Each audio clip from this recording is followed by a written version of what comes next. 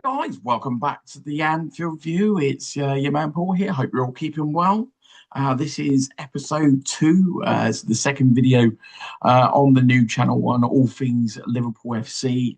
These views, as already mentioned, are on my own, and I hope you all enjoy, guys. Let's crack on. Let's get on with a hard-hitting topic and something that's not really new to Liverpool fans, but it's reared its sort of ugly head, as they say. When this week, Jurgen, oh, I wish it was, when Arnie Slot mentioned the dreaded words "sell to buy," something that sends shivers down Liverpool fans' spine. Every time you hear that, you think, "Oh my God, yet another awful transfer window, or one that you don't even spend."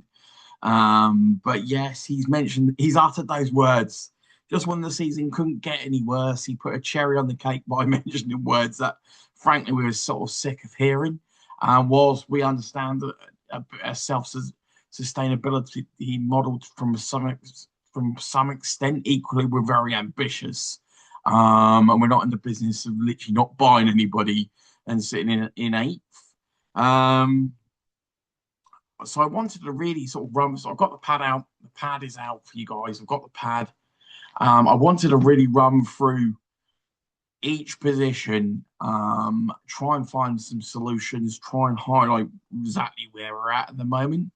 Um, my overall sort of arc on the whole sell to buy sort of push that's being put out there. I don't know if it's trying to sort of downplay sort of what budget is available, in case clubs are expecting us to spend sort of last year's fortunes. The only thing I do know is that, look, if Liverpool do finish in the top five, then they've got to consider an extra 100 odd million from the Champions League. And the fact that it is, whether anybody, really wants to acknowledge it at the club or not, I don't know, is the fact that Liverpool for 2 years didn't buy anybody. And for a long time, over the last 10 years, I've hardly gone nuts when it's come to transfer spend. But we spent a lot last year because we had a lot of money coming in. We had a lot of revenue increase, and we didn't buy any for the previous 2 years. And so, look, I think there does need to be a little bit of like realization that Liverpool aren't poor. And when they're harp on about this sell to buy model, Liverpool should still have massive amount of wiggle room to do a lot of transfer activity this summer. And so whilst we hear the sell to buy, and usually it's you're selling players to obviously raise the funds for new players. Equally, they should still have a massive budget available. There's only 190 million net spend last summer. Put it in perspective, Arsenal beat us in terms of net spend, or at least matched us last summer, and they've been doing that net spend for the last 3 or 4 years. Liverpool went 2 years spending nothing. And so technically, in my mind, and we got a higher revenue than Arsenal. We've achieved more than Arsenal in recent times as well. Ultimately, I don't see a way in which we don't have more revenue.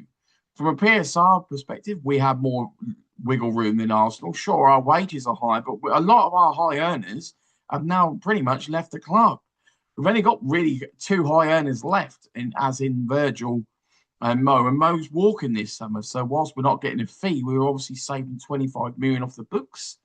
So put the 100 million from the Champions League, put the 25 million back on from Mo's salary, put at least another 20 million we've saved in other salaries in the last few years. We don't have that many high earners left in terms of superstar players at the club. But yeah, let's crack on, guys. I wanted really to sort of highlight sort of where the squad is at, where we can sort of try and wheel and deal. Having sort of spent 20 years working in sports and sports business, and following sports and sports business and transfers, etc. as well. I thought this would be a good chance to really go through this with you. So where the squad's at the moment. Okay, I've put it into categories. I've obviously done the positions. I've then put a question mark on some players. I've obviously put the ones that we know are leaving. I've then done the injury prone players, and I've obviously tried to come up with some solutions.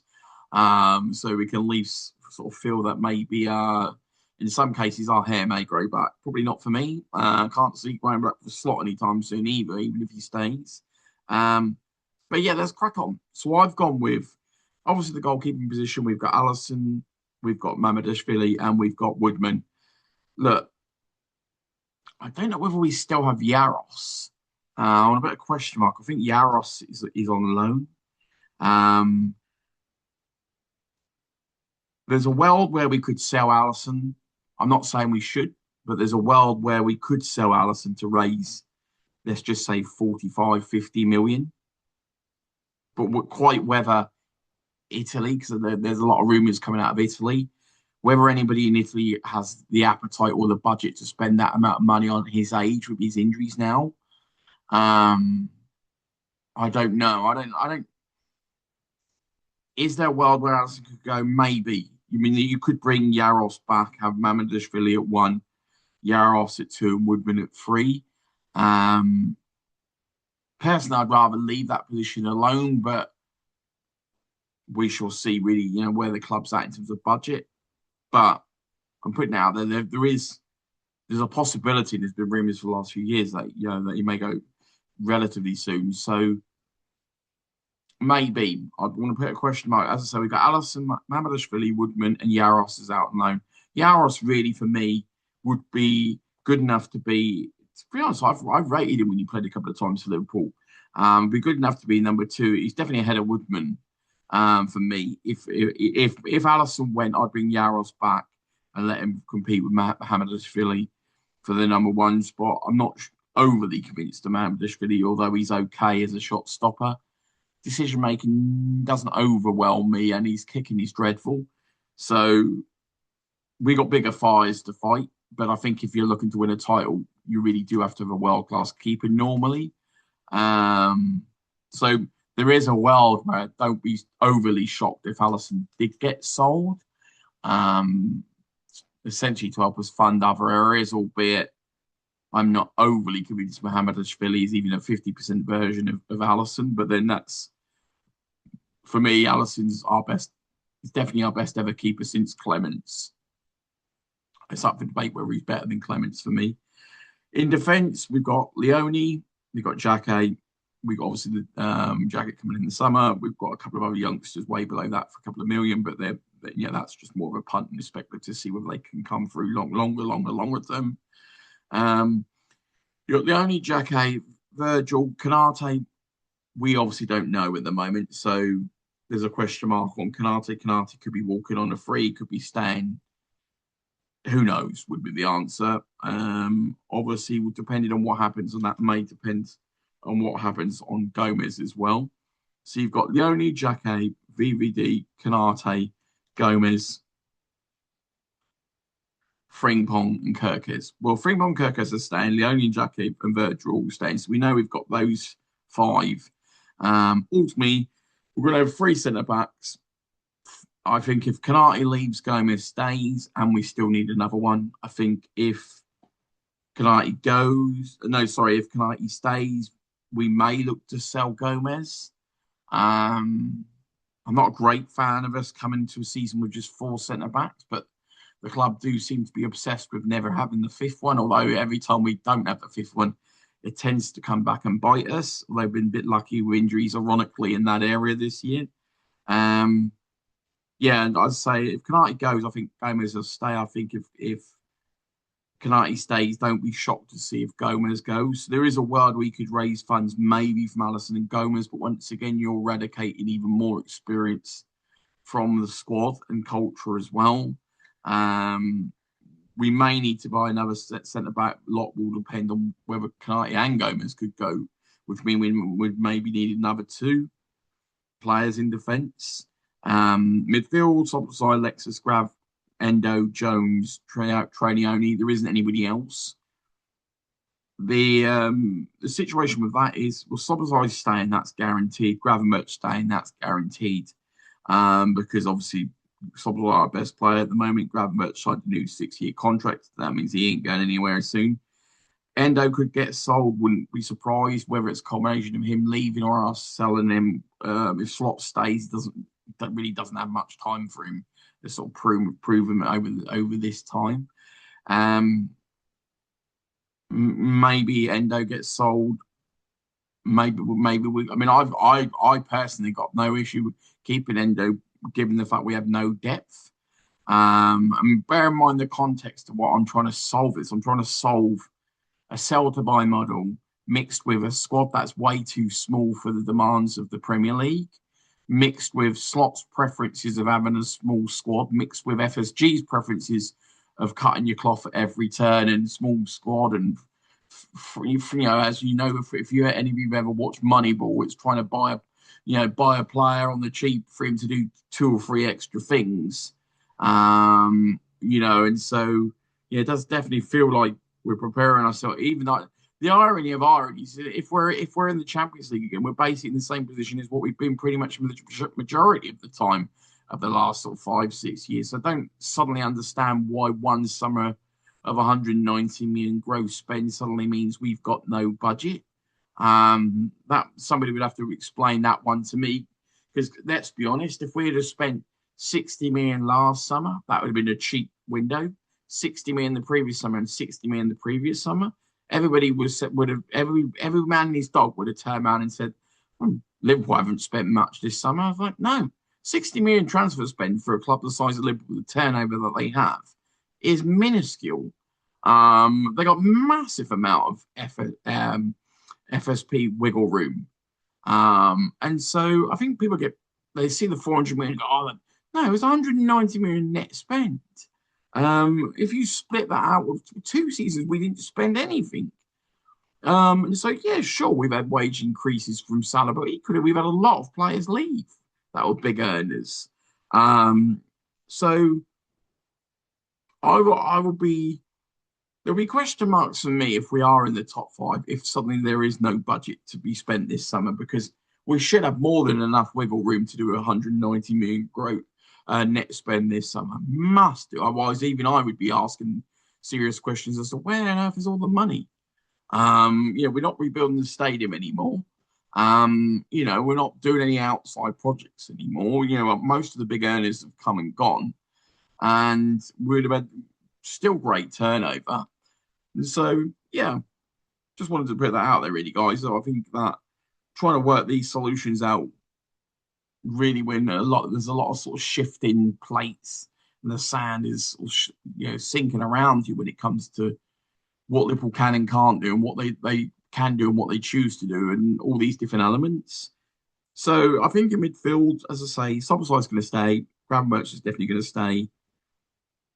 There may be a world where just forget about raising money, just based on performance. I think you could look to sell Alexis. I don't think he's been pretty awful this year. I think he looks like his legs have gone completely.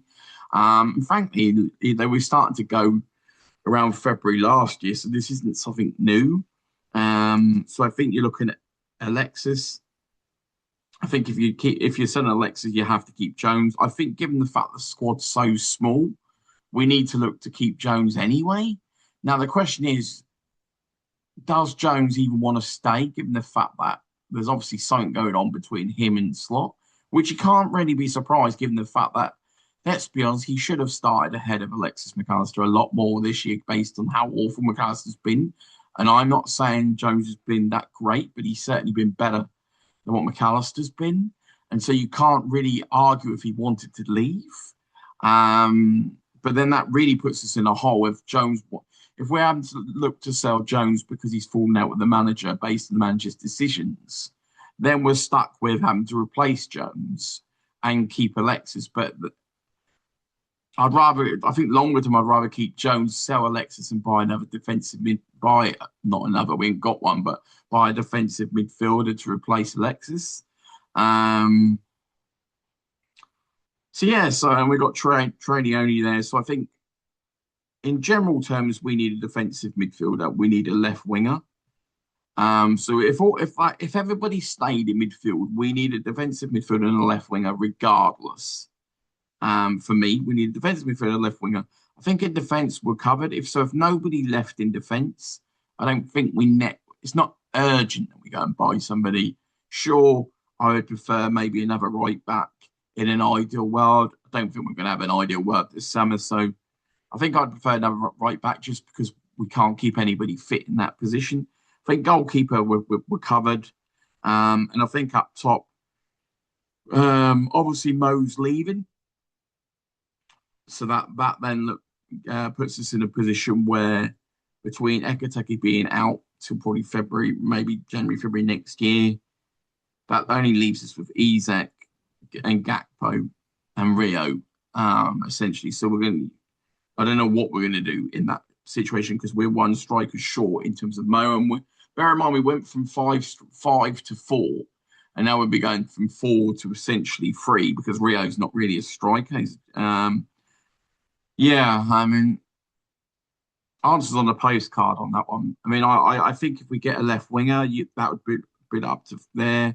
Maybe we can get an experienced striker. Maybe we can get a Bowen who can play winger and sort of cover both bases. I think we're going to see a whole lot of Gakpo playing up top, alongside Isak. You know, in alternation next year with Ekateki out, because only those two that can. That then means you're looking at one winger and Rio, looking at Frimpong on the right. Realistically, they obviously can't play. One, Frimpong can't be fit all season, and two, he's not a winger to play all season, and Rio can't play the whole season. So I think Liverpool really need probably two wingers, a defensive midfielder, and a right back, ideally. And I'm looking at the two wings that maybe one of them have the hybrid possibility to do a bit like what Diaz used to do and a bit like what Mane used to do, which is play up top when they could. And so I think that could be. So I think Liverpool need two wingers. A defensive midfielder is absolute top priority. I don't care if Slot hates defensive midfielders. We haven't replaced Firmino, and until such time we do. Whilst fans love Thiago, we didn't win much with Thiago. And whilst you may love the flicks and tricks, give me the midfield that helped underpin and help let all the creative talent do their wonders. I'll take that midfield any day. And the thing is, some people don't appreciate the cog and the engine that helps the engine. That is a fundamental reason why the engine runs. And the reason why Liverpool were able to push Trent and Robbo forward to help Mane and Bobby and Mo was the fact that we had Henderson, Fabinho, Wijnaldum and Milner. Without them, the rest of it doesn't work. They would go, oh, you're the best, we got one of the best defenses. Yeah, that's because we had the midfield that was helping them. This is what our defence looks like when nobody in midfield can has any sense of defensive ability about them. Gravenberch doesn't do anything defensively. At best, he's positional play. Yeah, but he can't tackle. His tackling is pretty awful. Alexis is the worst tackler ever, and he's an attacking midfielder. And Gravenberch, Szoboszlai is an attacking midfielder. So the question marks I've got for this summer are: what's happening with Gomez? Do we keep him? Is he going to want to leave? Can we let him leave? Question marks on Chiesa. When he's fit, we don't play him or barely play him. Even when we have injuries, we barely play him. Question marks on Jones. Does Jones even want to stay around with Slot at the helm, given how things have panned out this year? Look, if you can't get a game or many games when McAllister's playing about a 2 out of 10, I don't think he's going to hang around forever with Slot being at the helm. Question mark on Endo. Does he want to stay around with Slot at the helm? Doesn't really get many games. Even when he's fully fit, doesn't get many games. You got the question mark over Konate. Is Konate staying? Is he going? I pretty much wrote him off as an absolute certainty to walk for a free in the summer. Well, so far, we're now nearing the end of the season. He hasn't signed a new contract. Doesn't mean he won't. Just means that I've seen more people leave from this position than stay. So then we may get a surprise and find out he's staying. His form has been dreadful this year, so I'm not entirely sure what I want. All I know is that if he goes, there's just one more person walking out the door on a free. The elements that we know that are happening, Robbo's leaving for a free, which means we've only got one left back in the club, outside of Gomez covering about 7 positions again. And he can't even really stay fit long enough to cover one position, let alone all of them. So Robbo's leaving, which really means the only option we have is to bring Tsimikas back or buy a left back. But given the fact that we don't want to constantly spend loads of money, which has been sort of pushed out there already, I think Tsimikas has to come back to support Kirkes. Salah's leaving. Who's the replacement on that side? We've got one right winger in Frimpong. Maybe you could put Rio over there, but then who's on the left? We go, okay, you got Gakpo then, but then who's playing ahead of Gakpo when Gakpo's injured or not playing well? Well, there's nobody. Well, we can play Verts. Verts is not a left winger. You may want to put him there, but ultimately we're in the business of improving the club, not actually just having the same debacle as this season. Verts off the left does not work. It hasn't worked so far, and I can't see it working. He works for me. He needs to be just behind the striker, a little bit further forward. So I feel we know two are leaving. Konate's an 80% chance he's leaving. There's a very good chance Gomez could leave, Chiesa could leave, Jones may decide to leave, Ende may decide to leave. People are talking about, well, we need to do if the whole squad stayed the same. And bear in mind, the context to this video is the fact that we're trying to organise this mess with a small squad to try and get a squad that's capable of having the durability and size and qualities and depth to actually challenge. At the moment, this squad is way, way, way, way, way, way too small. It's not even up for debate. I don't really care, frankly, whether somebody would sit there and say, this person, you can't have, one player covering four positions in every single place in the squad. There comes a point where you wonder why people are getting injured. And we have had some freaky injuries this year. For sure, everyone who seems to get injured seems to get the worst injury possible. But equally, one of the reasons we're hit hard is we have zero depth. We have next to no depth in midfield. Don't have a great amount of depth in defence. We shrunk down our attack because we never replaced Diaz. And so I've even put another category. You've got injury-prone players, Gomez and Bradley. You could chuck Konate on that although he's actually, fair play to him this year, it's actually been a little bit better on that front. But Gomez and Bradley have major question marks. Frimpong's been a disaster on that this year as well. But Gomez, Bradley, you could even chuck Isak over his career as injury question marks. But at the moment, I'm just being, sort of a little bit more generous than that to say, well, yeah, he's had a freak injury with Liverpool and he wasn't fit by the time he joined Liverpool. So most of his things are one broken leg, which, you can't legislate for that. And, he agitated for a move by not training. And so, it is what we got on that front. So let's try and navigate. Let's put our Liverpool hat on. Let's try and navigate how on earth we can try and rectify a club that has a sell-to-buy model, even though, as I've said, we should have more than enough money this summer. So I don't quite buy into that. I don't really care whether that's our objective. All I know is we do have, we do have and we should have a lot of PSR wiggle room to do a lot more than the sort of narrative that's being pushed out. But whether that's being pushed out just to sort of keep transfer fees down, I don't know on that front. So solutions, and most people aren't going to like them, but they are what they are. Solutions, I think we need to bring Tsimikas back. It's not going to cost us anything to bring him back.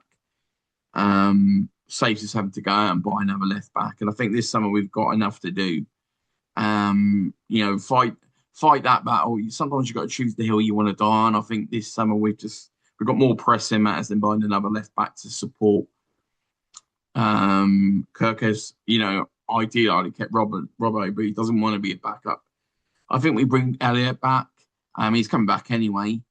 Look, the club has two options. They're either going to sell an Alisson or an Alexis or a Gakpo or a Jones or an Elliott and try and use those players. But then you have the thing is, the sell-to-buy last summer, Arne Slot will say that essentially the players we brought in just replaced the players that went out. Apart from the fact that we also let more players go out than we brought in. So we were minus in terms of the sort of quantity. And whilst you could argue the quality of players that come in, obviously in terms of performance, it hasn't worked out that way because obviously Verts hasn't played as well as Diaz did.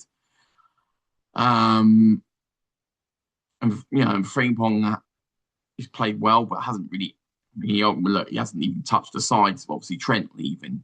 And Ekiteke is probably just about God rest his soul and the legend of Jota. Maybe Ekiteke is sort of just about matched his output, but not really from a squad culture or from a work effort, but maybe just from a goal perspective. Gakpo's not really. He's dropped down in his own performance last year, let alone replacing the goals Nunes also scored. Um, yeah, I think all I know looking ahead to this summer, for me, the number one priority is a defensive midfielder above anything else. The defense badly needs protection. We're going to have at least, even if Kanate stays, we've got an older centre back in Van Dijk who's going to be going in about 18 months, 2 years. We badly need a defensive midfielder to give them some degree of protection. Whoever's in charge, whatever system they want to put in place, the defence needs some help, and badly needs a very top draw defensive midfielder to really help them, and also enable players like Kirkes to actually go forward and create, which we need them to do, especially if we haven't got well beaten wingers. And somebody in defensive midfield to actually have the ability to come across with the engine, the speed, the strength, and the know-how to really step in and protect, as Henderson would protect Trent, as when Eldon would track across to protect Robbo when he went forward. So what used to happen is Robbo would go forward when Eldon would come down. When Trent went forward, Henderson spent his life basically protecting Trent. It's fact. And then Fabinho would drop back and protect the middle as a shield really for the centre backs. And whilst people wanted more creativity because we'd been spoilt with the likes of Gerrard that could basically defend and he could attack and he could score. It's like, well, there's only one Steven Gerrard. I've not seen a midfielder that could do literally as much as he could do. I think a defensive midfielder's top priority. I think 2 wingers. And look, if we kept the same squad and nobody else went, one winger would replace Mo. One winger would be the replacement for sort of Diaz and the depth we don't have. If we go into next season with Gakpo, Rio, and 2 new wingers, that means Gakpo essentially is going to be playing as we can move Gakpo up top and play as a second, as another striking option with Isak, because Isak won't really fit all the time. He never is. I think that then means we can rotate Rio and not be overly dependent on him. So I think 2 wingers, defensive midfielder, try and work out some solution to the right back nightmare. So we don't have to constantly have a right back missing, which means Szoboszlai can spend more time in midfield. The question marks for Liverpool when it comes to the squad is how do you bolster a squad when you've got 2 players walking on a free? So before we even get to the summer, so this is where the squad is made up at the moment. The squad at the moment is way too small. Not enough depth in midfield, so we can't rotate. We're missing players on the wing because we didn't replace them. We were 1 short in attack, but just about okay if we didn't have freak injuries all year. Defence, just about ish. Okay, would have been a lot stronger, obviously, if we only had stayed fit this season. And so the main issue with Liverpool in terms of this season is we didn't have the depth in the wings, and we didn't really have enough in midfield. And a defensive midfielder and a winger to this team, or look. The sad part is you put Gay and Semenya into our team, it makes the team look a whole lot different. I still think we would badly need a defensive midfielder. I think you would just see so much difference to this team if you just put your mind in gear, put a Fabinho into that midfield, put a Mane on the left, and leave the defence where he's at. Just that alone makes a heck of a difference to this team. And I do think, we've struggled for goals, we've struggled defensively, and it's the creativity from the wings. And Yes, we bought Verts to achieve X, Y, and Z, but you have to consider Verts is basically playing realistically a Firmino role. He can't play off that left. It just doesn't work. He needs to play up in more of a Firmino role. Really for me. And so how he forms that link with Isak will be obviously crucially important. But in terms of really planning a sort of a roadmap for you guys for the summer for Liverpool, it ain't great to hear the sell by model.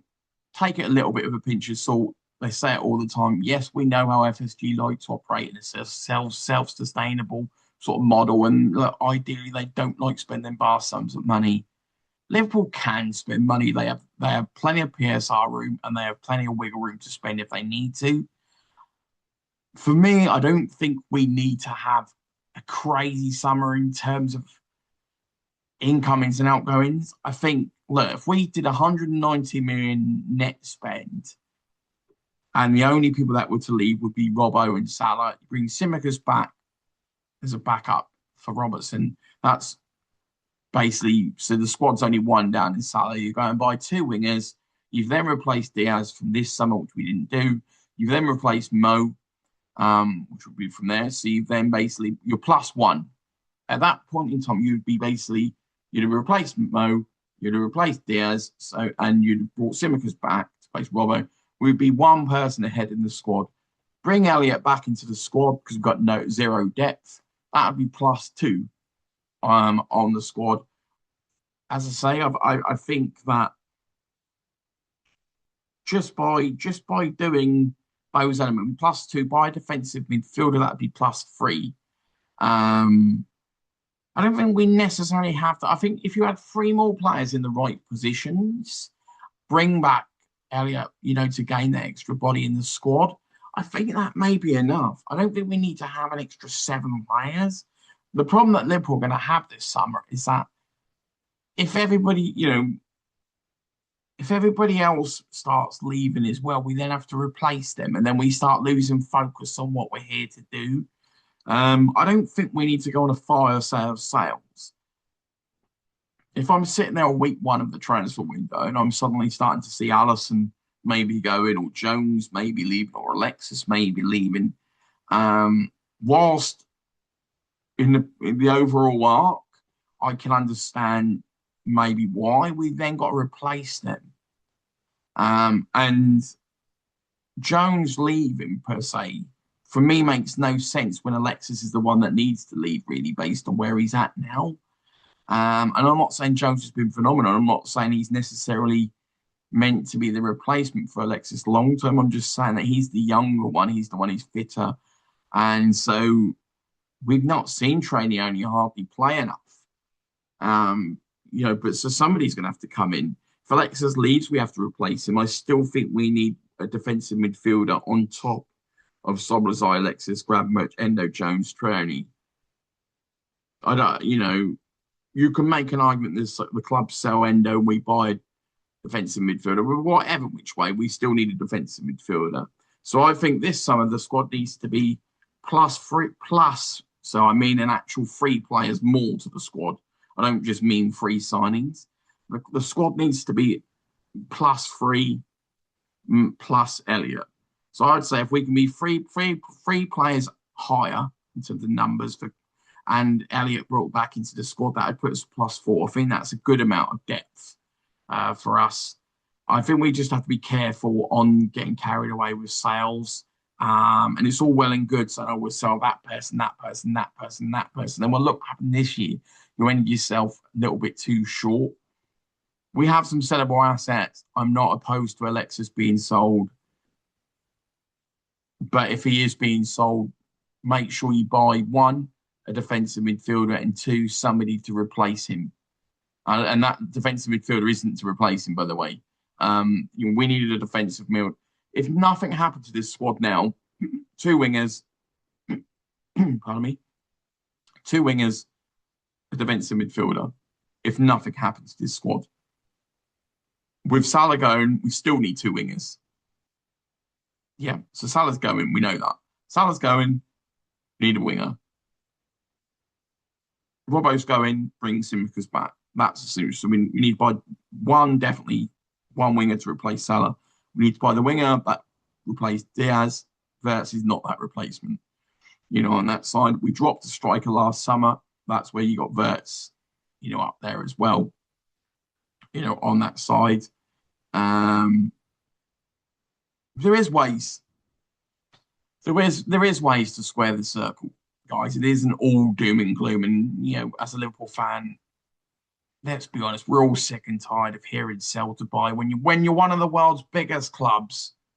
Hearing your manager waffle on about sell to buy is not great, frankly. I mean, sometimes you have to read the room, and I'm all for managing expectations, but equally managing expectations when, look, if you're a Liverpool fan, you expect to win the league, you expect to win the Champions League. We don't hope to win the league, we don't hope to win the Champions League. We expect to win them. People go, that makes you very entitled. When so be it. Like the standard is here, the standard stays here, and the standard is where we live. As it is for Real Madrid, as it is for Barcelona, as it is for Bayern Munich, as it is for Man United, as it is for us. Standards here, and it stays here, and it never drops from here. And if you're not okay with that, then you move on and you get somebody else that can do it. And so that is just the realities of being involved with Liverpool Football Club. It is what it is. The fans aren't going to change their expectations just because you're trying to manage them. Oh, we need to sell to buy. It's like fans know what we need. We watch enough football. We see all the deficiencies. Believe me, Liverpool fans have become goddamn tacticians and like the Chancellor of the Exchequer when it comes to Liverpool's budget. Liverpool, ultimately, no Liverpool fan really wants to care about what budget Liverpool has. And whether they can or can't, what dealings they need to do. They really just want to, perform, entertain, and enjoy us win trophies. But the realities are, because of the model that we run, we end up having to be glorified accountants, because we're trying to work out what the club can, ultimately, if you're trying to look forward to something, we're all trying to look forward to next season and whether we can or can't. We don't just support the club just not just go along to just see us entertain in that game. No, we support the club to try and win the league. Yeah, sure, I can enjoy the odd moment in a game, but it's very rare. Do I enjoy every game as just like a movie, like a piece of entertainment? No. What do I care about the most? The 3 points. It's just the reality. I mean, like for me, when you're supporting Liverpool, the movie is the whole season. The movie, I'm not watching 38 games of separate movies. No. Some people can. Some people can literally support Liverpool or any football club and literally watch each game as a movie and enjoy each game for each game. For me, it's, each game is a part of the bigger picture, which is the movie of that season. And how that movie sort of ends, and the whole storyline of the season is really what makes it a good movie or a bad movie. Sure, you may have a few spots during the movie that may be quite funny or entertaining, but equally, it doesn't really mean that much if you felt the whole movie wasn't great in the end. And so, yeah, it'd be great to hear your thoughts, guys. Who do you think we need to buy this summer? I mean, obviously, a lot of talk with Jan Diarmid, a lot of talk with Anthony Gordon. Jesus, could you imagine that? I've got friends that are Newcastle fans.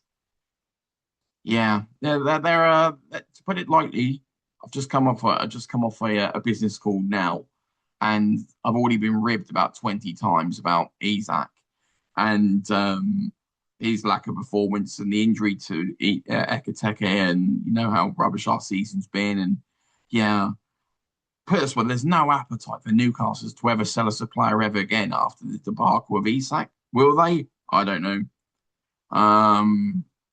Anthony Gordon would be a great buy. So would Diarmid. Will we get either of them? It's tough to say, isn't it? Really, on that front, defensive midfielder, you're looking at Elliot Anderson, you're looking at Adam Wharton. Unfortunately, there's a world where Rodri could maybe go to Real Madrid, which means Real Madrid, Man City will probably end up getting one of those two. Man United want one of those two as well. It's not quite as straightforward. But the bottom line is I don't think we can go into next season without two new wingers and a defensive midfielder. And that's without the whole picture becoming clearer in terms of who else wants to leave, and who else is going to be sold. I don't really want five, six, seven players in this summer. I think we've had enough churn as it is. But like you say, the problem is, you know, with Robbo and Salah going, Robbo, you can bring where Simicus, at least he's used to being part of the fold. Salah, that means we're going to need a new person on board. If Kanate goes, probably going to have to get another defender as well. Gomez, Chiesa, Jones, Endo. There's a lot of question marks. And then you've got the sellable assets in terms of bigger money, which is an Allison or an Alexis. And then you have to then, without major big name sales, i.e. Alexis, Jones, Gakpo, or Allison being sold, you're still going to need, as I say, those two wingers and a defensive midfielder without those big names moving on. So my target really for the club is to say three more players, two wingers, defensive midfielder, and bring Elliott back. That would give us plus four more players on top of the squad depth, two more wingers. That gives us depth from the wings. Push Gakpo up top. That'll hopefully help us in the short term. Along with Isak, and the wingers are going to have to, and Verts are going to have to find a way to overcome the issues that we've obviously got with Ekateke until obviously the following year. Lastly, but obviously very important as well. Obviously, thoughts and prayers, obviously, for everybody affected by Hillsborough over the years, and obviously at this current time as well. It is bigger, it's bigger than everything. It's bigger than a transfer window. It's bigger than a title. It's bigger than everything. And so it's never lost on myself on that front. So just really special thoughts out to all families and everybody involved in that sad tragedy. And also speedy recovery to Hugo. Obviously, sad times when you see a player go down there. I mean, it's never great when a player goes down without contact. And to learn that he's going to be out probably for about 8-9 months. And look, being out for 8 or 9 months isn't great. One, you've got the recovery of that from a ruptured Achilles, which is awful. Two, you're going to miss a World Cup where France are the favourites to win the World Cup. You may not necessarily be the same shape, the same quality, or even get in the squad for the next World Cup. Times change. Well, their team gets older, other teams get better. Who's to say France are in the same position? But to lose that opportunity, I really feel for Hugo Ekateke on that one. So obviously wish him nothing but the best. You can't fault his effort and his output, whilst it's not been the second coming of anything. He's played well. He's tailed off a little bit this season. He's almost been overworked with Isak being out. Nobody else really coming to the party. But yeah, I'd say thoughts and prayers to everybody involved with Hillsborough, all the families. It's never lost on every Liverpool fan. I've been there. I haven't been there physically, but I remember the days and the times well of both Heysel and Hillsborough. And so very tragic, very sad times. And whilst winning titles and achieving ultimate success and being the club that we all love and the club that we expect them to be is important, equally, nothing's more important than obviously the health and wellness of people. And so, yeah, wish everybody all the best at that time, and obviously a speedy recovery for Hugo Ekateke. Have a wonderful weekend, guys. Hope you've enjoyed the second video. Try to give it more of a bit of a business sort of frame of mind, hence sort of being in the office for Liverpool. On this one, what the club do. There's many ways, as I say, you can square the circle this summer. We can do it. I don't think we need to do insane amounts.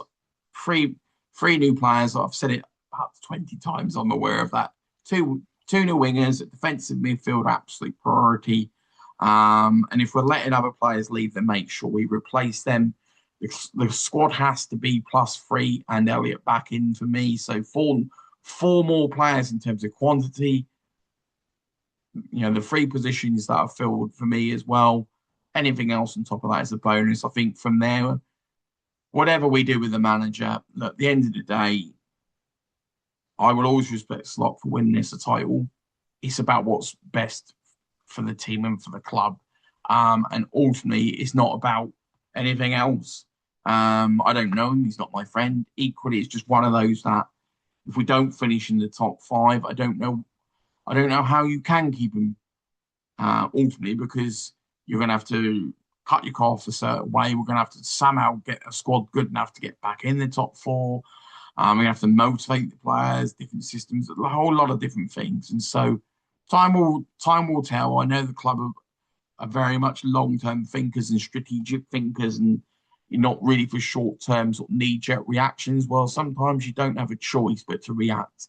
And yes, there has been mitigating circumstances, but Ekateke injury last night isn't part of that. That's just something that's happened towards the end of the season. And I'm not sure the factors that people want to highlight, and obviously Jota, which we all understand. I don't think that excuses what's been achieved for the rest of the season.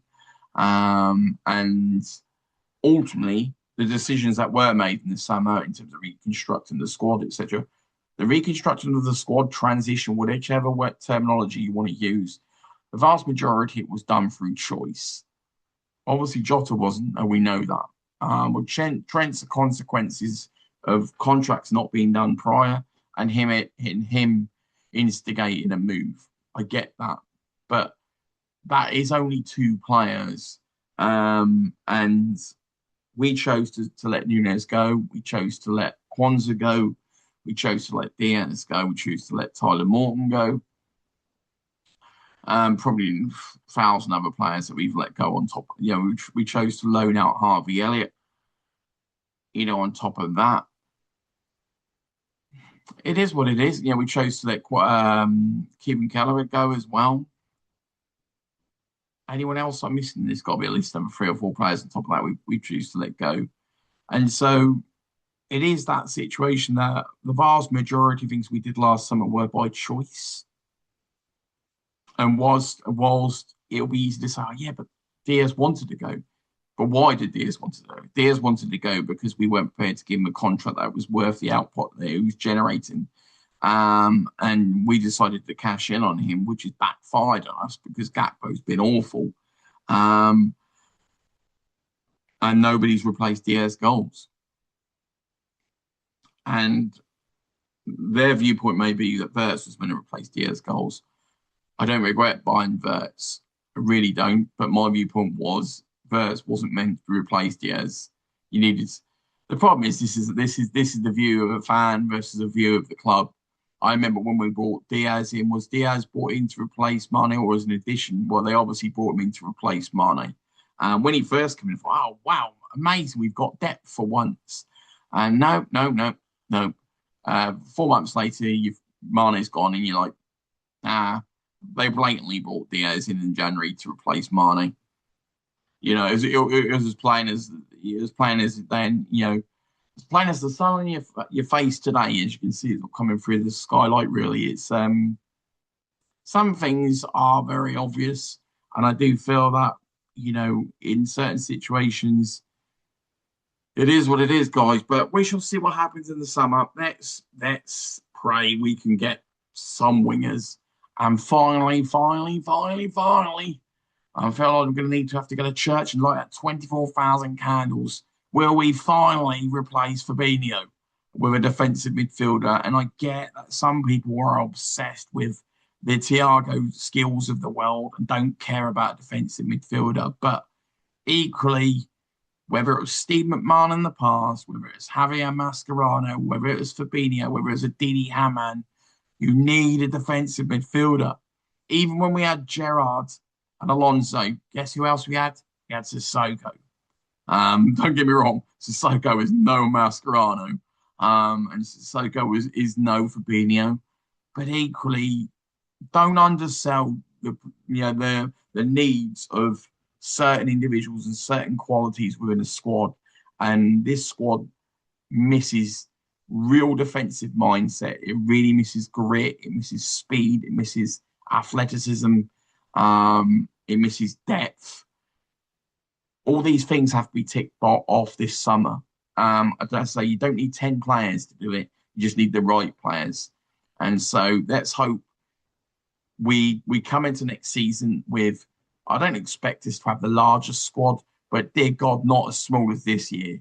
This squad is way too small to compete on the levels that we're trying to compete, and with injury-prone players on top of that. You can't have a small squad, then carry injury-prone players like Bradley and Gomez at the same time. That's just illogical. You're giving yourself no chance from the start. And so hopefully they've recognised their errors, of that. Look, the squad's just way too small. Way too small. And putting one player that can cover 3 positions just to fudge the books in terms of, but we do actually have 6. Well, we have 6 defenders. It's amazing. Well, but we do have 6 defenders because Gravenberch can play in defence and Endo can play in defence. It's like, no, they can't. You just look silly for saying that, frankly. We know Endo's not really that good as a centre back. We know Gravenberch isn't good as a centre back.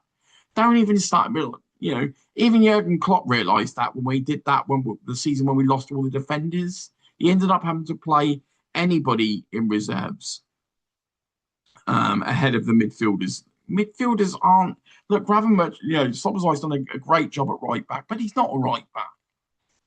And so enough is enough on that. I'm all for, I love a utility player. And God knows Milner was amazing. But we need to start getting out of this situation where every player can play 5 positions just so we can have a squad of 16 and not a squad of 21. Let's just get a squad back to a normal size. And then if you have an injury crisis where 6, 7 players are missing, then you can use players in different positions. Not using players in different positions because we kept the squad too small in the first place.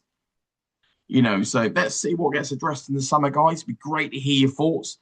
Feel free to link. Feel free to like. Feel free to hit the old bing bell. Feel free to subscribe, guys. If for no other reason, do you know what? It tells you when another video is up. Who knows what hoodie I may put on next time? Hair is definitely not going to be growing back anytime soon. Do you know why? Because I can't see Liverpool suddenly winning the trophy this season because they're all done. So the hair is not going to be growing on that front, guys. So you enjoy your weekend. It's been an absolute pleasure as always. Speak to you more soon. You take care.